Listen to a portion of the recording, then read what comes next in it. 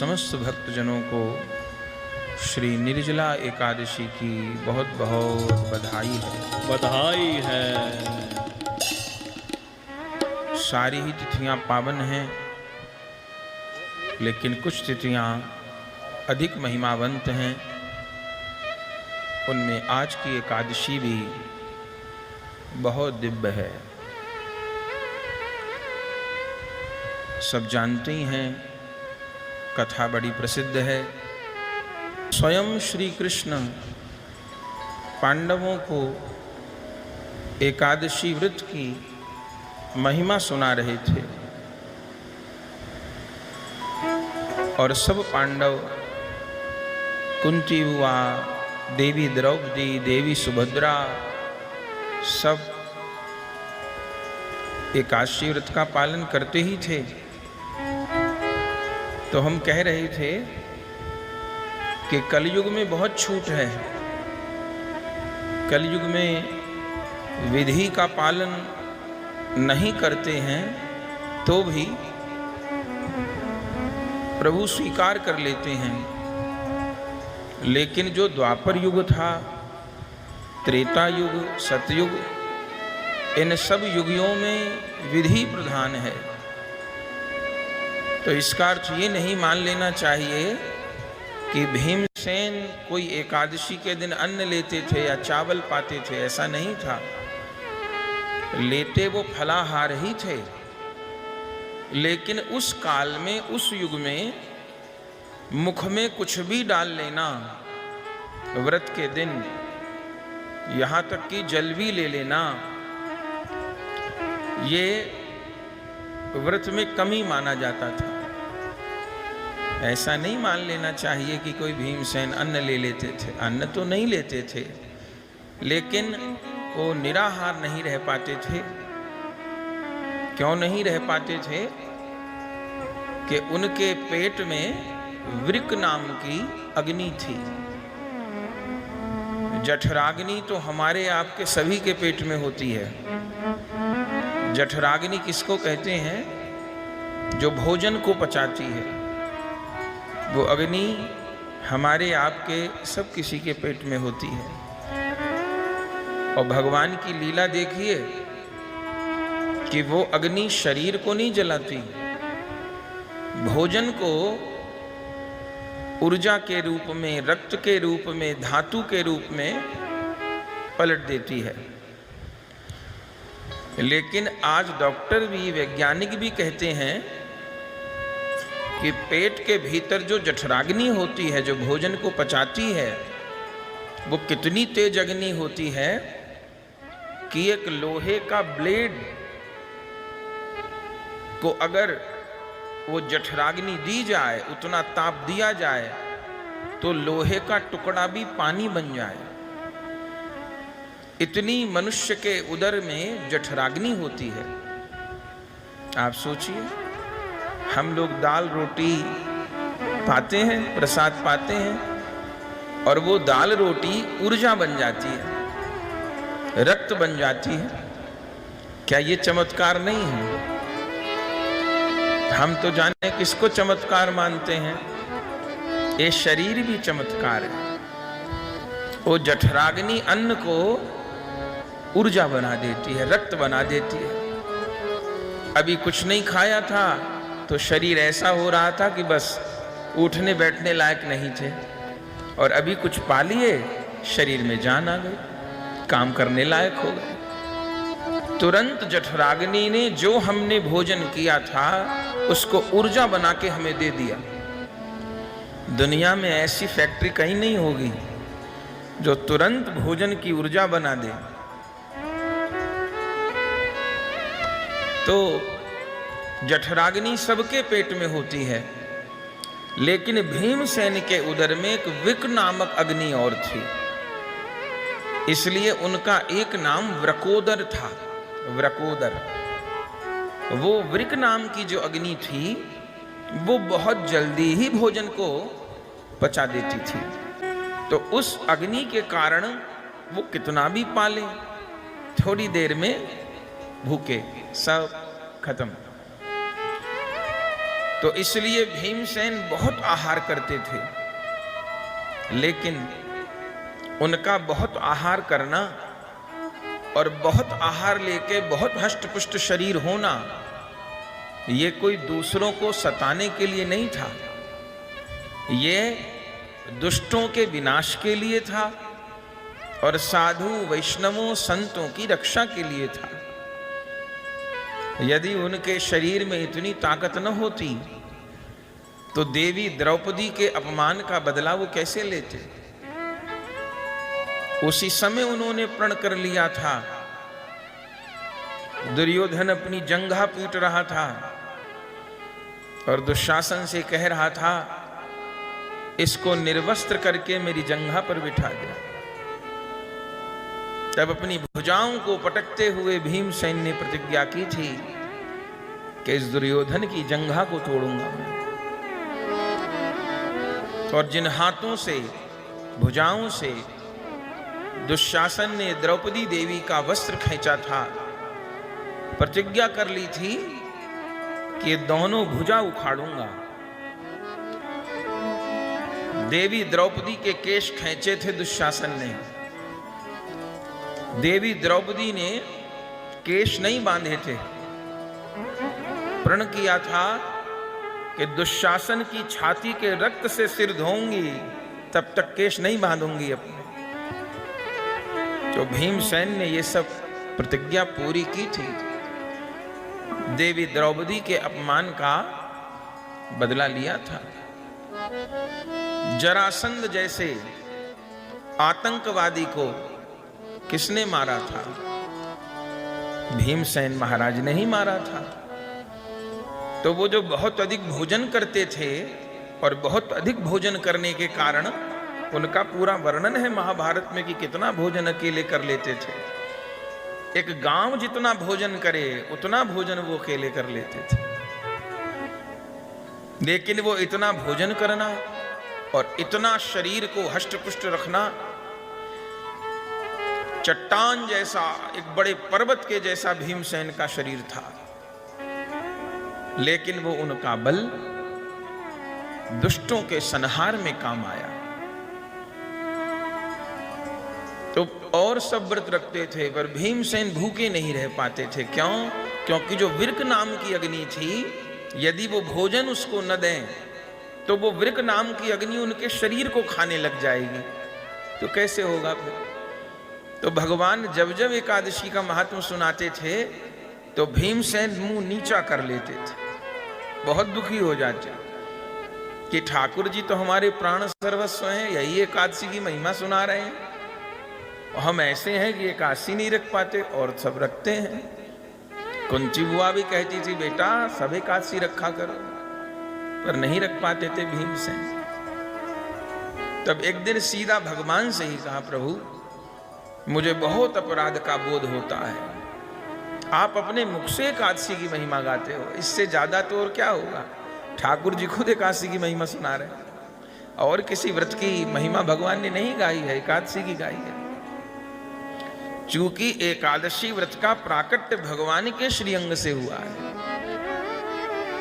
आप सबने कथा सुनी होगी, जब साक्षात पाप रूप एक दैत्य पृथ्वी में प्रकट हो गया और सारी सृष्टि के अंत का कारण बन रहा था। न देवता पार पा रहे थे, न दैत्य पार पा रहे थे, ऐसा असुर पैदा हो गया था। ब्रह्मा जी, शंकर जी भी कमजोर पड़ रहे थे उस दैत्य के आगे।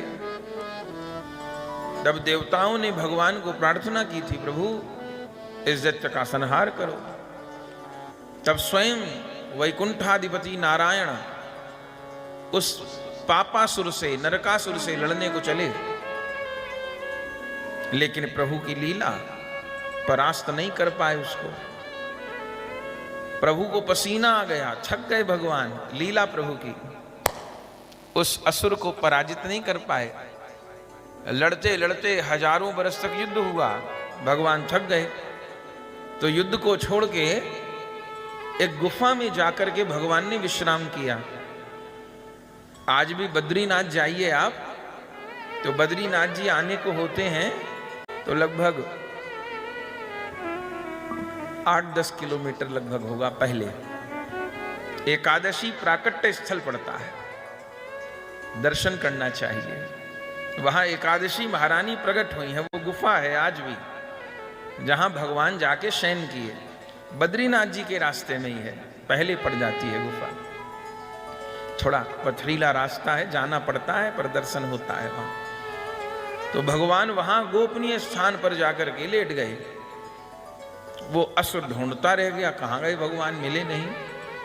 तब ढूंढते ढूंढते पहुंच गए उस गुफा में। भगवान पीतांबर ओढ़ के लेटे थे और उस असुर ने सोते हुए भगवान का वध करना चाहा। जैसे वध करना चाहा भगवान का, भगवान तो सो रहे थे। उसी समय अब प्रभु को एकादशी महारानी प्रकट करनी है, इसलिए लीला हो रही है। भगवान के संकल्प से सारी सृष्टि बनती है, तो वो असुर को नहीं मार सकते क्या, पर एकादशी देवी को प्रकट करना है। भगवान लेटे रहे, उस असुर ने खड़ग उठा ली मारने को। तभी भगवान के 11 अंगों से, 5 कर्मेंद्रियों से, 5 ज्ञानेंद्रियों से, 11वें हृदय से, मन से एक प्रकाश निकला और 11 अंगों से वह प्रकाश निकल करके पुंजीभूत हो गया, एक हो गया। और उस प्रकाश से एक देवी प्रकट हो गई और उस देवी ने उस असुर को मार डाला। और जैसे उस असुर को मारा, देवता लोग तो पुष्पवृष्टि करने लगे, जय जयकार करने लगे, प्रसन्न हो गए। जब जय जयकार हुई तब भगवान की निद्रा भंग हुई। देखा सब देवता प्रकट हुए और देखा एक दिव्य कोई देवी खड़ी है। भगवान ने देवी से पूछा, देवताओं से पूछा, ये कौन है? और देखा असुर भी मरा पड़ा है। तो इस भयानक असुर को किसने मारा? ये देवी कौन है? तब उस देवी ने कहा, महाराज मेरा आपके श्री अंग से ही प्राकट्य हुआ है। देवताओं ने कहा, इसी देवी ने इस दैत्य को मारा है। भगवान बड़े प्रसन्न हुए। अरे देवी, क्या कहना, इतने भारी असुर को मार दिया जिसके आगे सारे देवता निर्बल हो रहे थे। तो अब मैं तुम्हारा नामकरण करूंगा। कौन दिन प्रकट हुई थी वो देवी? मार्गशीर्ष कृष्ण पक्ष की 11वीं तिथि को। मार्गशीर्ष अघन का महीना जिसे कहते हैं, मार्गशीर्ष मास के कृष्ण पक्ष की 11वीं तिथि को प्रकट हुई थी। भगवान बोले, 11 को प्रकट हुई हो तुम, तो तुम्हारा नाम एकादशी होगा। और तुमने इस साक्षात पाप रूप दैत्य को मारा है। सारे जगत का पाप असुर बना था इसके रूप में। तो वर देते हैं, तुम्हारी स्थिति में जो व्रत का पालन करेगा उसके जीवन के पाप क्षय हो जाएंगे। पाप नष्ट करोगी तुम। सब प्रसन्न हो गए। भगवान ने इतना बड़ा वर दे दिया। उसी समय अधर्म दौड़ते हुए भगवान के निकट आए। ब्रह्मा जी के सीने से धर्म पैदा है, अब ब्रह्मा जी की पीठ से अधर्म पैदा है। ये जो सृष्टि है ये गुण और दोष से मिलके बनी है। केवल गुण भी नहीं है और केवल दोष भी नहीं है, दोनों चीजें हैं। जैसे एक घर में आंगन भी होता है, मंदिर भी होता है, ड्राइंग रूम, बेडरूम भी होता है और शौचालय भी होता है। कोई कहे कि शौचालय में जाने के बाद तो नहाना पड़ता है, तो हम घर में शौचालय ही नहीं बनवाएंगे। तो शौचालय के बिना घर पूरा नहीं होगा, उसकी भी जरूरत है। लेकिन घर का सबसे पवित्र स्थान मंदिर है। शौचालय को कोई कितना चमकाए, कितनी बढ़िया टाइल लगाई है और कितना चमचमा रहा है, वो बहुत शुद्ध है पर पवित्र नहीं है। वहां बाथरूम में बैठ के कोई माला नहीं करेगा, कोई भोजन नहीं करेगा, वहां जाके कोई उपासना नहीं करेगा, भले वो बहुत साफ हो, भले चमचमा रहा हो, लेकिन उसके बिना घर भी पूरा नहीं है। ऐसे ये जगत गुण और दोष से मिलके बना है। ब्रह्मा जी के सीने से धर्म पैदा है, पीठ से अधर्म पैदा है। अधर्म दौड़ते हुए भगवान के पास आए, भगवान से कहा, प्रभु ये आपने इनको क्या वर दे दिया कि जो एकादशी की तिथि में व्रत करे, माने अन्न का त्याग करे, तो उसके सारे पाप नष्ट हो जाएंगे। तो ये तो बहुत सरल तरीका है कि एकादशी व्रत रखो, सबरे पाप जला डालो। तो सब अगर एकादशी व्रत करने लग गए तो मैं तो मर ही जाऊंगा। मैं भी तो आपके सृष्टि का प्राणी हूं, मेरा भी तो ध्यान रखो। तो सब लोग एकादशी को व्रत किए तो मैं कहां जाऊंगा, मैं तो समाप्त हो जाऊंगा। तब भगवान पाप को कहे कि देखो, हमको तो सबकी चिंता करनी है, तो हे पाप, एकादशी के दिन तुम अन्न में निवास करना। अन्न में। तो आप कहेंगे अन्न किसको कहते हैं? देखिए, गेहूं को अन्न नहीं कहते, ये अब कलयुग में हम लोग कहते हैं। गेहूं द्वापर में नहीं था, त्रेता में नहीं था, सतयुग में नहीं था। अन्न माने होता है चावल। इसलिए किसी पूजा में गेहूं उपयोग होता है क्या? बताइए। किसी भी पूजा में गेहूं उपयोग नहीं होता है, सब जगह चावल उपयोग होता है। इसलिए चावल को कहते हैं अक्षत। और चावल भी पूजा में कैसा लीजिए, सस्ते वाला मत ले आइए चूरा, उसको भले भोजन में लीजिए काम में। तो भगवान की सेवा में पूरा चावल, छत नहीं, अक्षत। अक्षत माने बिना टूटा हुआ, पूजा में अक्षत काम लीजिए।